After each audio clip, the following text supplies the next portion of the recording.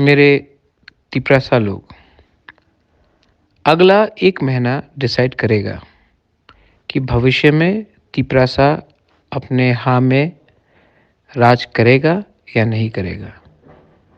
अगला 1 महीना ही हम सबको बताएगा कि भविष्य में, फ्यूचर में हम अपना बच्चे को क्या बोलेंगे, क्या अधिकार देंगे। ये जो 1 महीना हमारे थानसा को तोड़ने के लिए सब लोग आएंगे, सब लोग। क्योंकि तिपरासा अगर का थानसा हो गया ना, तो हम लोग वापस अपने हाँ में राज करेंगे, शासन करेंगे।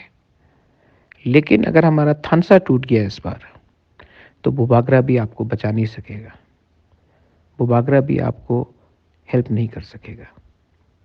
ये जो फाइट सिर्फ कुछ लीडर को मंत्री एमएलए बनाने के लिए नहीं है। ये फाइट है हमारे तिपरासा को भविष्य में उनका अधिकार देने के लिए, उनका ज़मीन को बचाने के लिए, हमारा जो बच्चा है, हमारे जो घर में नेक्स्ट जनरेशन है, उनको कुछ देने के लिए। बहुत हो गया, बहुत हो गया एक दूसरे से लड़के। क्या मिला है हमको? एक दूसरे से लड़के, एक दूसरे का बुराई करके क्या मिला हमको? कुछ नहीं। और लड़ते लड़ते एक दूसरे के साथ हमारा ही ज़मीन में कोई और राज कर रहा है।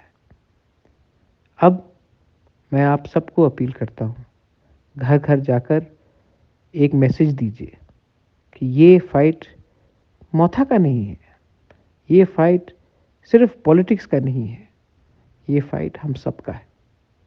ये मेरा लास्ट फाइट है, मैं इसके बाद और फाइट नहीं कर सकता हूँ।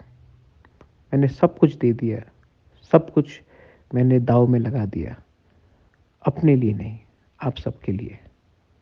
मरने से पहले मैं आपको कुछ दे के जाना चाहता हूँ। आप डिसाइड कीजिए क्या चाहिए आपको, थानसा या फिर से किसी का गुलामी।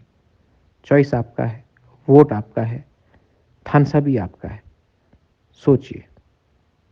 बेलाय बेलाय ना हम भाई।